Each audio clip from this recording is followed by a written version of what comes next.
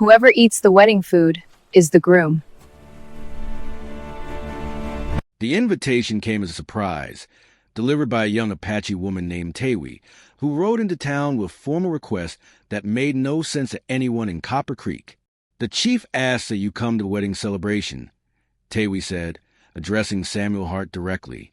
The cowboy was known throughout the territory as a man of principle.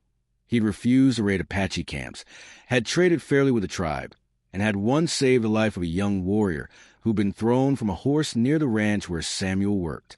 "A wedding?" Samuel asked, confused. "I don't know anyone getting married. There must be some mistake." "No mistake," Tawi said, her dark eyes holding something that might have been amusement. "The chief wants to honor you. You are welcome, but you must come respectfully. You must eat the wedding food. This is important." Samuel had agreed, thinking it would be a simple gesture of diplomatic appreciation. He'd ridden out to the Apache camp with good intentions and clean clothes, arriving just as the sun was setting over the desert landscape. The camp was transformed into something approaching celebration. Fires burning, food being prepared, people moving with the anticipation of ceremony. The bride was stunning. A young woman named Kaylani with dark eyes and the bearing of someone born to authority. She moved through the camp with the grace of a dancer, and Samuel immediately understood that she was significant. Probably the daughter of someone important, possibly the chief's own child. An older man, clearly the chief, based on how others deferred to him, approached Samuel with a smile that suggested genuine warmth. "Welcome," the chief said in careful English. "We honor you today. You have been good to our people. Come, eat with us. Share in the celebration of Kaylani's wedding." Samuel was led to a space near the fire where food had been arranged. Roasted meat, vegetables cooked with herbs, bread, and in the center of everything, a ceremonial dish made of corn and something he couldn't identify, decorated with feathers and small stones. "This is the wedding bread," the chief explained, gesturing to the decorated dish. "It is made by the bride's mother. It is eaten only by the groom. But we want to honor you. Eat with us. Eat this bread. This is a great honor." Samuel, wanting to be respectful, wanted to show appreciation for the kindness being extended. He reached out and broke off a piece of the decorated bread, and just as he was bringing it to his mouth, he heard Tawi gasp from across the fire. "No!" she cried out, moving toward him, but it was too late. Samuel had already eaten the bread. The entire camp fell silent. The celebrating stopped. Even the wind seemed to pause. Samuel looked around, confused by the sudden change in atmosphere, and he saw the chief's face transform into something between shock and barely contained laughter. "What?" Samuel asked. "What's wrong?" An older woman, the bride's mother, Samuel assumed, stepped forward, and she said something in Apache that made half the camp either laugh or look scandalized. The chief turned to Samuel with an expression that suggested he was trying very hard to maintain his composure. "You have just eaten the wedding bread," the chief said slowly. "In our tradition, the wedding bread is eaten only by the groom. It is the sacred food that bonds him to the bride. It is the final ceremony before the marriage is complete." Samuel felt his face go white. "I know." "Apparently not," the chief said, and now amusement was winning out over shock. "But the bread has been eaten. The ceremony has been completed.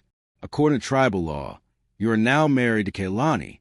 "That's impossible," Samuel said, looking at the bride, who was staring at him with a mixture of horror and something that might have been interest. "I didn't agree to this. I didn't understand." "Understanding is not required for law," the chief said. "The bread was eaten. The marriage is binding." The next 2 hours were chaos. The chief's advisors debated whether the marriage could be voided, whether a non-Apache could be bound by tribal law, whether there was precedent for this kind of circumstance. Some argued that Samuel should be released from the obligation immediately. Others maintained that law was law, and if the sacred bread had been consumed, the marriage stood. Throughout all of this, Kaylani remained silent, watching Samuel with an expression he couldn't read. She was stunning. That much was undeniable. But the idea of marriage to a woman he'd just met, a woman from a culture completely different from his own, was terrifying. Finally, as night fell deeper and the debate raged on, the chief made a decision. The bread has been eaten. The law stands, but we will give them time. Samuel Hart and Kaylani will have one moon cycle, 30 days, to decide if this marriage will be honored or annulled. If they both agree to part, we will find a way to release him from the obligation. But if either wishes the marriage to continue, then it will stand. Samuel wanted to protest, wanted to insist that this was madness, but he understood the chief was being merciful. He nodded agreement, and Kaylani did the same, though her expression suggested she was far from pleased with this outcome. Samuel was given a tent near Kaylani's family, and the next morning he woke to find her sitting at his fire, holding 2 cups of coffee. "We should talk," she said in English that was slightly accented but perfectly clear, "since we're apparently married now." Samuel accepted the coffee, grateful for something to do with his hands. "I didn't mean to—" "I know," Kaylani interrupted. "My father explained the custom to you. You didn't understand. That part was his fault, not yours. He thought it would be amusing." She paused. "It was amusing, actually. Did you see your face?" Despite his anxiety, Samuel found himself almost laughing. "I felt like an idiot." "You look like one, too," Kaylani said, and there was warmth in her voice. Not kindness exactly, but a kind of honest directness that Samuel found oddly appealing. "But that's not your fault. The tradition is older than either of us, and my father should have explained it more clearly." They talked for hours that first day, and then the next day, and the next. Samuel learned that Kaylani had been promised to a warrior from another band of the tribe, a union meant to strengthen alliances. She'd been dreading the marriage, had hoped for something different, something based on genuine connection rather than political necessity. Samuel told her about his life on the frontier, about the choices that had brought him to Copper Creek, about the quiet life he'd built working with horses and cattle. Kaylani shared her dreams of becoming a healer, of studying the old medicines, of having more agency in her life than tradition usually allowed. By the 3rd day, something had shifted between them.